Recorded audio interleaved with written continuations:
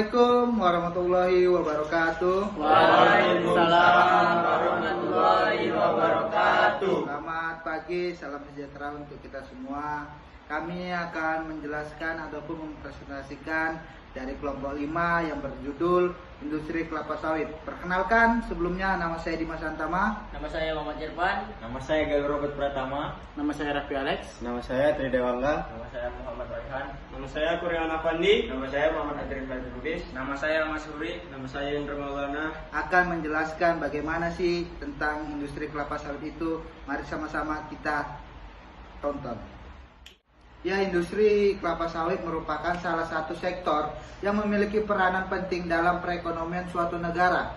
Sejak revolusi industri, transformasi masyarakat agris ke industri telah mengubah cara hidup manusia dan meningkatkan produktivitas secara signifikan di era globalisasi saat ini.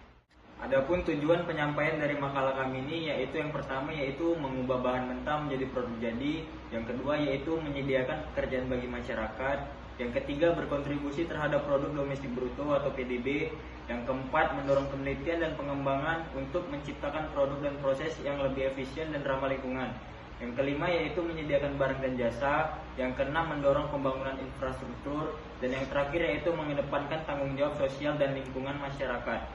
Selanjutnya masalah yang akan dihadapi yaitu yang pertama persaingan global, yang mana bersaing dengan produk impor yang lebih murah dan berkualitas tinggi, dan yang kedua yaitu inovasi teknologi, yang ketiga sumber daya manusia, yang keempat berkelanjutan lingkungan, yang kelima pemasaran dan distribusi, yang keenam regulasi dan kebijakan pemerintah, dan yang terakhir yaitu kualitas produksi. Adapun landasan teori pada makalah kami, yang pertama adalah industri kelapa sawit, yang kedua proses produksi minyak kelapa sawit, yang ketiga lean manufacturing dalam industri kelapa sawit, yang keempat Six Sigma untuk peningkatan kualitas, yang kelima manajemen rantai pasok di industri kelapa sawit, yang keenam dampak lingkungan dan keberlanjutan, yang ketujuh teknologi dalam peningkatan efisiensi dan kualitas. Ya, selanjutnya pembahasan persaingan global. 1. Analisis kelemahan dan kekuatan industri lokal. Yang kedua, peningkatan efisiensi melalui teknologi dan otomasi. Yang ketiga, penerapan strategi lean manufacturing. Yang keempat, penguatan branding dan keunggulan lokal. Yang kelima, diversifikasi produk dan inovasi. Yang keenam, kolaborasi dengan pemerintahan dan lembaga riset. Dan yang ketujuh, meningkatkan kualitas melalui sertifikasi dan standar. Dan yang kedelapan, penguatan layanan purna jual. Adapun inovasi teknologi yang mencakup 1. Keterbatasan biaya dan investasi awal yang tinggi. Yang kedua, kurangnya sumber daya manusia yang terampil. Yang ketiga, infrastruktur yang kurang memadai. Yang keempat, kurangnya standar dan regulasi yang mendukung. Yang kelima, resiko gangguan pada proses produksi yang saat berjalan. Dan yang keenam, kurangnya kesadaran akan manfaat jangka panjang. Yang terakhir, dampak sosial dan lingkungan. Selanjutnya kita masuk yang ke C, sumber daya manusia. 1. Pelatihan dan pengembangan keterampilan teknis. Yang kedua, program kemitraan dan investasi pendidikan. Yang ketiga, program magang dan pelatihan di tempat kerja. Yang keempat, adopsi teknologi untuk meningkatkan efisien dan tenaga kerja. Yang kelima, program sertifikasi keterampilan. Yang keenam, pengembangan teknologi ahli melalui pelatihan. Adapun keberlanjutan lingkungan, yang pertama investasi praktik pertanian berkelanjutan. Yang kedua, pengurangan emisi gas rumah kaca. Yang ketiga, penanaman pohon dan pemulihan hutan. Yang keempat, penerapan sistem sertifikasi keberlanjutan. Yang kelima, pengelolaan limbah yang efisien. Yang keenam, keterlibatan masyarakat lokal. Adapun landasan teori pemasaran dan distribusi. Yang pertama, analisis pemasaran dan segmentasi. Yang kedua, pengembangan produk yang inovatif. Yang ketiga, penerapan strategi branding yang kuat. Yang keempat, optimalisasi saluran distribusi. Yang kelima, pemasaran digital dan media sosial. Yang keenam, program Forete sosial. Selanjutnya yaitu regulasi dan kebijakan pemerintah. 1. Kebijakan pertanian dan perkebunan. 2. Regulasi lingkungan dan keberlanjutan. 3. Insentif dan subsidi pemerintah. 4. Perdagangan internasional dan kebijakan ekspor. 5. Dampak terhadap investasi asing. 6. Pertumbuhan ekonomi lokal dan pemberdayaan masyarakat. 7. Tantangan dan dampak negatif. 8. Kolaborasi antara pemerintah dan sektor swasta. Selanjutnya kualitas produk. 1. Pengembangan standar kualitas produk. 2. Pelatihan dan pemberdayaan tenaga kerja. 3. Adopsi teknologi modern. 4. Sistem manajemen rantai pasokan yang efisien. 5. Pengendalian mutu yang ketat. 6. Penerapan praktik pertanian berkelanjutan. 7. Inovasi produk dan diversifikasi. 8. Kolaborasi dengan pemangku kepentingan. Adapun analisis, yang pertama persaingan global, yang kedua tren pasar global, yang ketiga kebijakan perdagangan internasional, yang keempat isu berkelanjutan dan lingkungan, yang kelima strategi perusahaan. Selanjutnya kita masuk ke inovasi teknologi. Yang pertama, pendahuluan. Industri kelapa sawit merupakan salah satu sektor yang paling penting dalam perekonomian global, terutama bagi negara-negara penghasil seperti Indonesia dan Malaysia. Teknologi yang diterapkan dalam industri kelapa sawit dan dampaknya terhadap produktivitas dan berkelanjutan. Yang kedua yaitu teknologi pemulihan tanaman. Inovasi dalam pemulihan tanaman merupakan salah satu langkah awal yang penting untuk meningkatkan produktivitas kelapa sawit. Yang ketiga yaitu teknologi pertanian presisi. Teknologi pertanian presisi melibatkan penggunaan alat dan sistem yang memungkinkan petani untuk mengelola sumber daya secara lebih efisien. Selanjutnya yang keempat yaitu otomatisasi dan robotika dalam proses pengolahan. Inovasi teknologi juga merambah ke tahap pengolahan kelapa sawit. Penggunaan otomatisasi dan robotika dalam proses pengolahan minyak kelapa sawit dapat meningkatkan efisiensi dan konsisten produk. Yang kelima yaitu bioteknologi untuk pengelolaan limbah. Salah satu tantangan yang dihadapi oleh industri kelapa sawit adalah pengelolaan limbah. Inovasi bioteknologi seperti penggunaan mikroorganisme untuk mengelola limbah cair dan padat dapat mengurangi dampak lingkungan dari industri ini.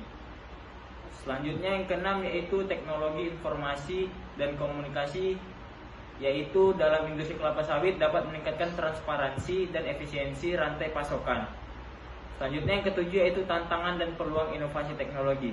Meskipun inovasi teknologi menawarkan banyak manfaat, terdapat juga tantangan yang perlu diatasi, seperti investasi awal yang tinggi, kurangnya pengetahuan dan keterampilan di kalangan petani, serta resistensi terhadap perubahan menjadi hambatan dalam adopsi teknologi baru. Kesimpulannya yaitu inovasi teknologi memiliki peran yang sangat penting dalam meningkatkan produktivitas dan keberlanjutan industri kelapa sawit. Adapun sumber daya manusia. 1. Pendahuluan. Sumber daya manusia merupakan salah satu faktor kunci yang mempengaruhi keberhasilan dan produktivitas industri kelapa sawit. Yang kedua, tantangan SDM dalam industri kelapa sawit meliputi kekurangan tenaga kerja tampil, mobilitas tenaga kerja, kondisi kerja yang sulit. Yang ketiga, kebutuhan keterampilan. Dengan meningkatnya penggunaan teknologi dalam proses produksi kelapa sawit, kebutuhan akan keterampilan yang relevan semakin mendesak. Beberapa keterampilan penting dalam industri ini meliputi keterampilan teknis, keterampilan manajerial, keterampilan komunikasi dan kerjasama. Yang keempat, pelatihan dan pengembangan SDM meliputi program pelatihan keterampilan, kemitraan dengan institusi pendidikan, pengembangan program peningkatan kesadaran. Yang kelima, strategi pengolahan SDM untuk mengatasi tantangan yang ada dan memanfaatkan potensi SDM secara maksimal. Industri kelapa sawit perlu menerapkan strategi pengolahan SDM yang efektif seperti rekrutmen dan retensi tenaga kerja, keterlibatan karyawan, dan penilaian kinerja dan penghargaan. Kesimpulannya, sumber daya manusia memainkan peran yang sangat penting dalam kesuksesan industri kelapa sawit. Meskipun terdapat berbagai tantangan seperti kekurangan tenaga kerja terampil dan mobilitas pekerja, ada banyak peluang untuk meningkatkan keterampilan dan produktivitas tenaga kerja.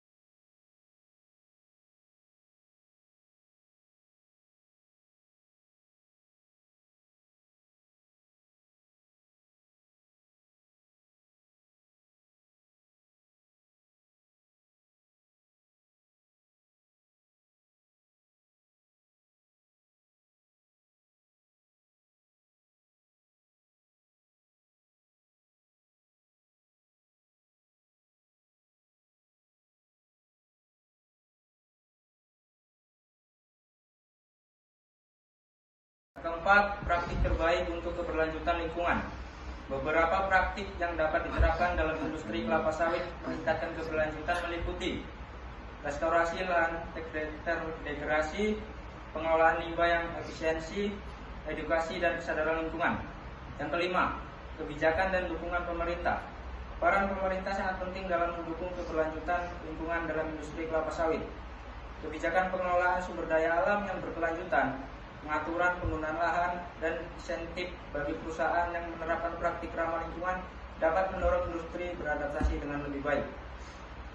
Kesimpulannya adalah keberlanjutan lingkungan dalam industri kelapa sawit adalah isu yang kompleks dan memerlukan perhatian serius dari semua pemangku kepentingan. Meskipun tantangan seperti deforestasi dan kehilangan keanekaragaman hayati yang tetap ada, inisiatif keberlanjutan yang sedang dikembangkan dan praktik terbaik yang diadopsi dalam membantu minimalkan dampak negatif terhadap lingkungan.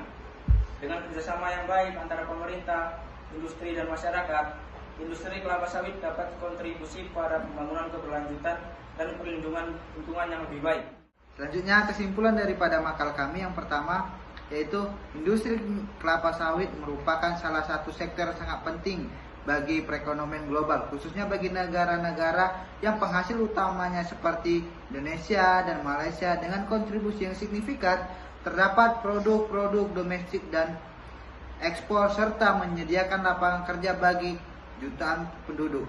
Industri ini berperan penting dalam pengentasan kemiskinan dan meningkatkan kesejahteraan masyarakat.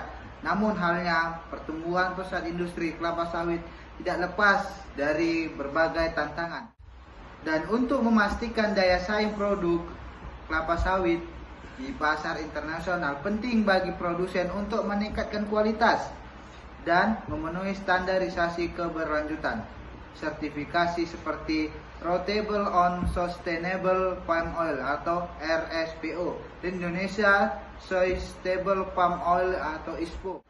Dengan mengedepankan keberlanjutan, transparansi, dan tanggung jawab sosial, industri kelapa sawit tidak hanya mampu memenuhi permintaan pasar global yang terus sangat meningkat, tetapi juga dapat memberikan dampak positif bagi lingkungan dan masyarakat.